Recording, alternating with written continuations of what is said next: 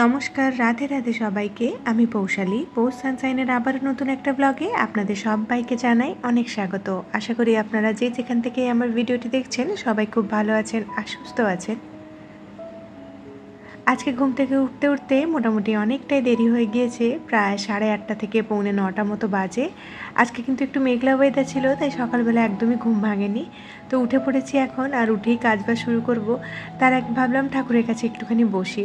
কাল রাত্রি থেকেই জানি না কেন হঠাৎ করে মনটা বড্ড বেশি চঞ্চল হয়ে আছে, কোনো কিছুই যেন একদমই ভালো লাগছে না। সাধারণত সকালবেলা উঠে ঠাকুরের কাছে প্রণাম করেই কিন্তু কাজবাজ শুরু করে দিই, তবে আজকে অনেকক্ষণ বসেছিলাম।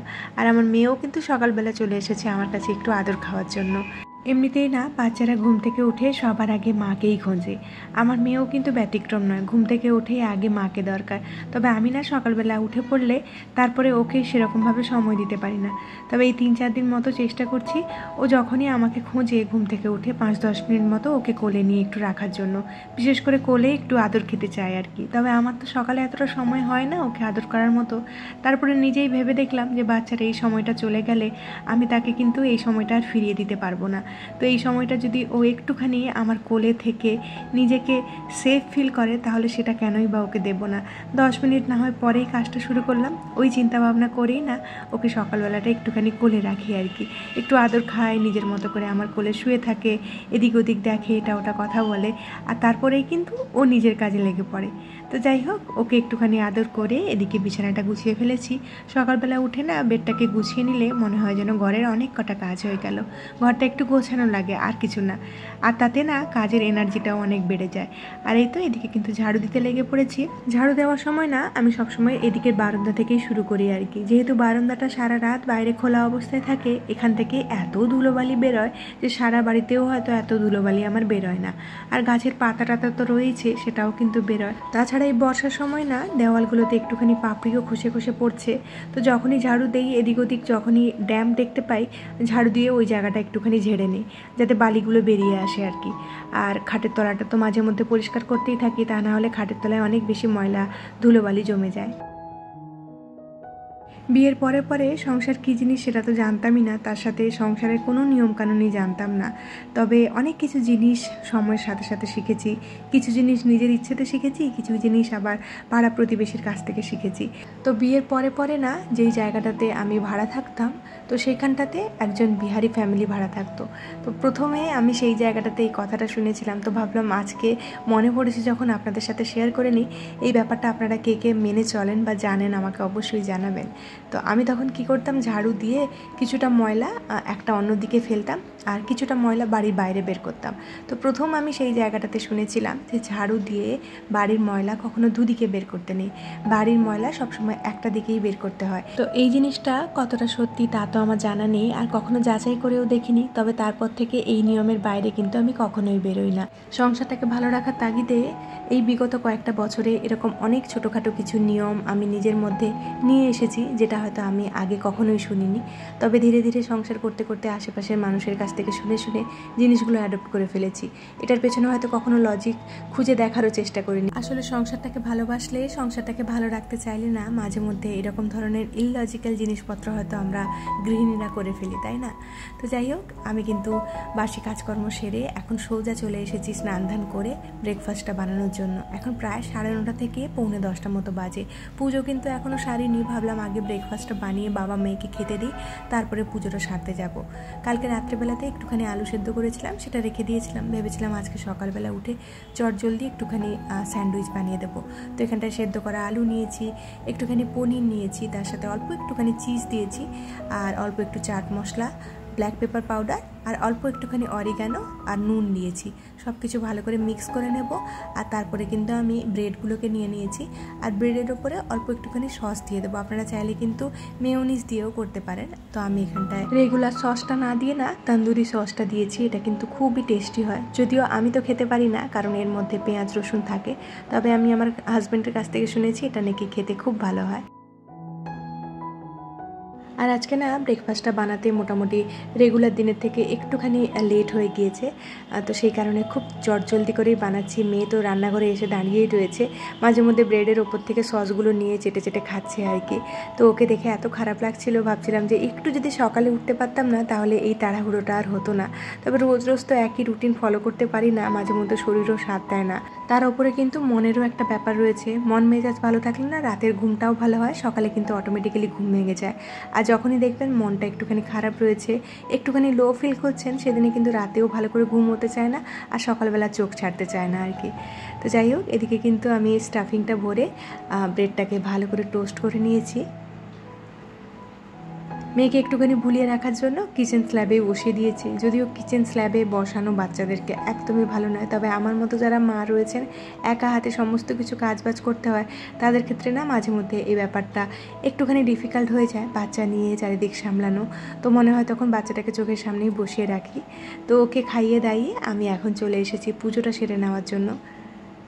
মহারাজজির কাছে শুনেছিলাম সংসার ধর্মটা হচ্ছে সব থেকে বড় ধর্ম।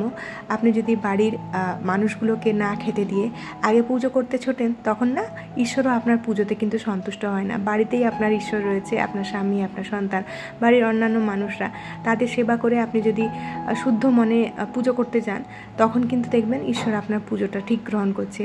আর বাড়ির মানুষগুলোকে যদি কষ্ট দিয়ে আমরা ঘন্টার পর ঘন্টা পুজোতে বসে থাকি, তাহলে কিন্তু ঈশ্বরও সেই পুজোতে সন্তুষ্ট হয় না। এই জিনিসটা যবে থেকে শুনেছিলাম, তবে থেকে যখনই দেখি এদিকে আমার বেশি প্রয়োজন, আগে হয়তো আমাকে ব্রেকফাস্টটা বানাতে হবে, তারপরে পুজো করতে যেতে হবে, আমি কিন্তু সেটাই করি। আগে ওর বাবা আর মেয়েকে খাইয়ে দাইয়ে তারপরে পুজোতে যাই। পুজো টুজো সেরে এখন আমি চলে এসেছি দুপুরে রান্নাটা করে নেওয়ার জন্য। আজকে বিশেষ কিছু রান্না করব না, যেহেতু একটুখানি দেরি হয়ে গেছে ঘুম থেকে উঠতে, সে কারণে খিচুড়ি আর আলু ভাজা, তার সাথে বেগুনি দিয়ে চালিয়ে দেবো দুপুরবেলা, আর সন্ধেবেলা রাতের জন্য রুটি করে দেবো ভেবেছি। আলুটা একটু বেশি করেই কাটলাম, হাজব্যান্ডকে রুটির সাথে আজকে আলু আর মিষ্টি দিয়ে দেবো, মানে আলু ভাজা আর মিষ্টি। ওই যে বলেছিলাম কাল সন্ধ্যাবেলা মনটা বড্ড বেশি অস্থির করছিল, সেই কারণে কালকে 9টার সময় আমি কিন্তু অনেক কাজ করেছি। কালকে সারা দিন সেরকমভাবে কাজ বাজ করা হয়নি। তো 9টার সময় আমার মনে হয়েছে বাড়ির অনেক কোণা একটু একটু ময়লা হয়েছে, একটু না বেশ ভালোই ময়লা হয়েছে। এই যেরকম ফ্রিজের ওপরটা খুব বেশি ময়লা হয়ে গিয়েছিল, তারপরে টিভি জায়গাটা এটাও ময়লা হয়ে গিয়েছিল। কাল রাত্রিবেলাতেই এগুলো আমি কাচাকুচি করেছি, আর এই যে সকালবেলা শুকিয়ে যেতে এখন আবার সুন্দরভাবে গুছিয়ে রাখছি। সংসার করার পরে বাড়ি গোছাতে আমার এত বেশি ভালো লাগে কেন আমি নিজেও মাঝে মধ্যে বুঝে উঠতে পারি না। বাড়িটা সাজানো গোছানো থাকলে, পরিষ্কার পরিপাটি থাকলে না মনটা এমনিতেই ভালো হয়ে যায়। তো সেই কারণে যখনই আমার মন খারাপ করে তখনই আমি বাড়ি গোছাই, বাড়ি পরিষ্কার করি আর কি। এমনিতেই ডাস্টিং ক্লিনিংয়ের একটা অভ্যেস তো আমার মধ্যে রয়েছে, তার উপরন্তু যখনই মন খারাপ করে তখনই খুঁজে খুঁজে আমি বাড়ির অপরিষ্কার জায়গাগুলো বের করি আর সেগুলো একটুখানি অর্গানাইজ করি, আর তখন মনে হয় যে মনটা কিছুক্ষণের জন্য হলেও একটুখানি শান্ত হয়েছে। জানি না আমার মতো অভ্যেস এরকম কার কার আপনার রয়েছে। তো আপনাদের মধ্যে যদি কারোর এরকম ধরনের অভ্যেস থাকে তাহলে অবশ্যই আমাকে জানাবে। আজকে আবার ফ্রিজের ওপরটা গুছিয়ে নেওয়ার পরে না আমার দেখতে কেন জানি না একদমই ভালো লাগছিল না, খুব একঘেয়ে লাগছিল। মনে হচ্ছিল আরেকটু যদি ভালোভাবে ওই জায়গাটা ডেকোরেশন করতে পারতাম তাহলে হয়তো জায়গাটা আরেকটু সুন্দর লাগতো। তো আপনাদের কাছে যদি কোনো আইডিয়া থাকে ফ্রিজের ওপরটা কীরকমভাবে ডেকোরেশন করা যেতে পারে তাহলে অবশ্যই আমাকে জানাবেন। আর এই যে এখন কিন্তু টিভি রাখা জায়গাটা আমি ক্লিন করে নিচ্ছি। টিভির এই জায়গাটাতে না আমি খুব একটা বেশি হাত দিই না, কারণ টিভি রাখা থাকে আর টিভিটাকে যদি বারবার উঠানো নামানো করি, কখনও যদি দুর্ঘটনা ঘটে সেটা আমার কাছে অনেক বেশি দুঃখজনক হবে। তো সেই কারণে টিভির এই জায়গাটাতে আমি খুব একটা বেশি হাত দিই না। যখনই দেখি খুব ময়লা হয়েছে তখনই কিন্তু জায়গাটা পরিষ্কার করি।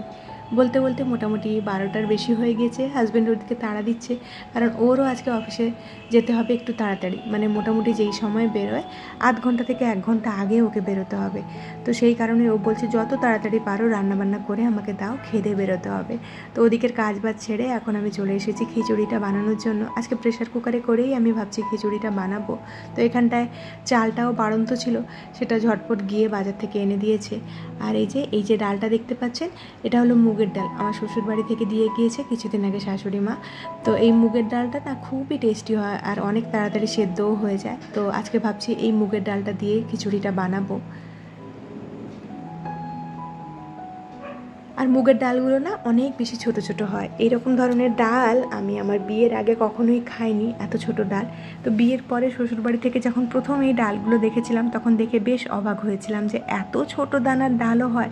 তবে এখন তো সব জায়গাতেই দেখতে পাই ছোট দানার মুগের ডাল হোক বা মুসুর ডাল, তো এখন দেখে দেখে অভ্যেস হয়ে গিয়েছে। আর এই যে আমি কিন্তু এদিকে মশলাটা কষিয়ে নিয়েছি, সমস্ত সবজিগুলো দিয়ে একটু ভাজা ভাজা করে নেব। তারপরেই কিন্তু চাল আর ডালটাকে যে ভেজে ধুয়ে রেখেছিলাম সেটাকে দিয়ে দেবো এর ওপরে। আর অল্প একটুখানি জল দিয়ে একটু গরম মশলা দিয়েই কিন্তু এটাকে 4-5টা সিটি দিয়ে নেব।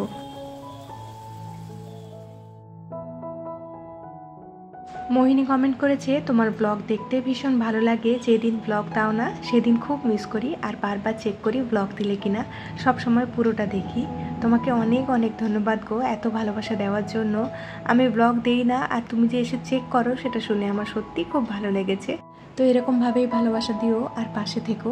রাজিয়া খান লিখেছে, খুব ভালো লাগলো দিদিভাই, অনেক ধন্যবাদ তোমাকে। মিতা সান্নাল লিখেছে, দারুণ একটা ব্লগ। আর দ্রিজাস লিখেছে, ভীষণ ভালো লাগলো, রোজ ভিডিও দেবে। এর আগের দিন যখন আমি 4 দিন ভিডিও দিইনি, তুমি আমাকে জিজ্ঞেস করেছিলে না যে এতদিন কেন ভিডিও দিইনি, সব ঠিক আছে কিনা। সত্যি কথা, তোমার কমেন্টটা পেয়ে আমি এত খুশি হয়েছি যে এতদিন আমার অ্যাবসেন্সটা কেউ একজন লক্ষ্য করেছে, কেউ একজন খেয়াল করেছে যে এতদিন আমি ভিডিও দিইনি আর তারপরে আমাকে জিজ্ঞেস করেছে। সেটা আমার কাছে অনেক বড় পাওনা গো। এরকমভাবেই আমাকে ভালোবাসা দিও। আফরোজা খাতুন দিদিভাই লিখেছে, খুব ভালো হয়েছে ভিডিওটা, তুমি কেমন আছো, চিরাটা ভালো হয়েছে। দিদিভাই আমি খুব ভালো আছি, তুমি কেমন আছো অবশ্যই আমাকে জানিও। আর ভিডিওতে এত সুন্দর সুন্দর কমেন্ট করার জন্য তোমাকে অনেক ধন্যবাদ। বর্ষা চ্যাটার্জি লিখেছে, আপনি কি ব্যান্ডেলে থাকেন? না দিদিভাই, আমি ব্যান্ডেলে থাকি না, আমি ডানকুনিতে থাকি। শারমিন খাতুন লিখেছে, দিদি আপনার রুম রেন্ট কত টাকা মান্থলি?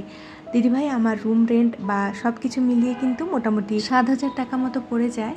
তো এই তো আজকে কিন্তু আপনাদের সবার কমেন্ট পড়েছি আর তার সাথে উত্তরও দিয়েছি। তো অনেক দিন পরে আপনাদের কমেন্টগুলো পড়ে কিন্তু আমার খুব ভালো লাগলো। সুদীপা পোরেল আগের একটা ভিডিওতে লিখেছিল, যখন আমি বলেছিলাম না তুলসী গাছটা শুকিয়ে যাচ্ছে, তো দিদিভাই লিখেছিল তুলসী গাছ শুকিয়ে যায় অনেক কারণে, শুকিয়ে যাওয়াটা খারাপ শুনেছি, বাড়িতে বাস্তু দোষ তৈরি হয়। তো দিদিভাই এই জিনিসটা যে তুমি বললে না, এটার আমি ঠিক উল্টোটা শুনেছি। আমি শুনেছি যখন বাড়িতে তুলসী গাছ শুকিয়ে যায় তখন কিন্তু তুলসী মাতা আপনার বাড়ির কোনো একটা বিপদ নিয়ে চলে যান। তো তুলসী গাছ শুকোনো কিন্তু খুব একটা খারাপ লক্ষণ নয়। যদি ঘন ঘন শুকিয়ে যায় সেটা আলাদা ব্যাপার, তবে মাঝে মধ্যে যদি শুকোয় না, সেটা শুনেছি যে বাড়ির বিপদ নিয়ে যায়। তো আমার ক্ষেত্রে কি হচ্ছে সেটা আমি এখনও অবধি বুঝে উঠতে পারি না। এই কয়েকদিনের মধ্যে মোটামুটি আমার বেশ কয়েকটা তুলসী গাছ শুকিয়েছে, তবে আমি আমার মধ্যে একটা পজিটিভিটি রেখেই কিন্তু এগিয়ে চলছি। যদি কোনো প্রবলেম থাকেও না, আমি জানি আমার ঈশ্বর ওটাকে ঠিক কাটিয়ে দেবেন। আসলে মনের কাছে অনেক কিছু জিনিস নির্ভর করে জানেন। মন যদি আপনার পজিটিভ থাকে না, অনেক সময় অনেক বড় বড় নেগেটিভিটিকে আপনি ঠিক আপনার জীবন থেকে দূরে সরিয়ে দিতে পারেন। আর মনের মধ্যে যদি একবার কোনো নেগেটিভিটি ঢুকে যায় না, তাহলে যতই পজিটিভ জিনিস আপনার সামনে আসুক না কেন, আপনার মন কিন্তু সেই পজিটিভ জিনিসগুলোকে একদমই গ্রহণ করতে পারবে না। তো যাই হোক, এইসব জিনিস নিয়ে আমি খুব একটা বেশি চিন্তা ভাবনা করি না। আমি জানি আমি আমার কর্ম ঠিক রেখেছি, ঈশ্বর আমার পাশে রয়েছেন। আর তুলসী গাছ যদি শুকিয়েও যায় না, আমি সবসময় নিজেকে এটাই বোঝাই, বাড়িতে হয়তো কিছু খারাপ হওয়া ছিল, তুলসী মাতা নিজের ওপরে নিয়ে উনি ওই জিনিসটাকে কাটিয়ে দিয়েছেন আর কি। তো এদিকে কিন্তু একটা জায়গা আমি ক্লিন করে নিলাম কথা বলতে বলতে। এই জায়গাটা অনেক দিন ধরে ময়লা হয়েছিল, সেটা পরিষ্কার করে নিয়েছি। এই বাস্কেটটার ভেতরে না আমি সমস্ত কৌটোগুলোকে রাখি আর কি। তো অনেক ধুলোবালি জমে গিয়েছিল, তো সেটা পরিষ্কার করে ওপর থেকে একটা আমি কাপড় দিয়ে দিলাম যাতে ধুলোবালিগুলো ওই বাস্কেটের ভেতরে না যায় আর কি। এত তাড়াহুড়ো করে আজকে সব কিছু করছিলাম, আমি ভাবছিলাম সময়ের মধ্যে হয়তো কোনো কিছুই কমপ্লিট করে উঠতে পারবো না, তবে ঈশ্বরের কৃপাতে কিন্তু সব কিছু সময়ের মধ্যে কমপ্লিট করে উঠতে পেরেছি।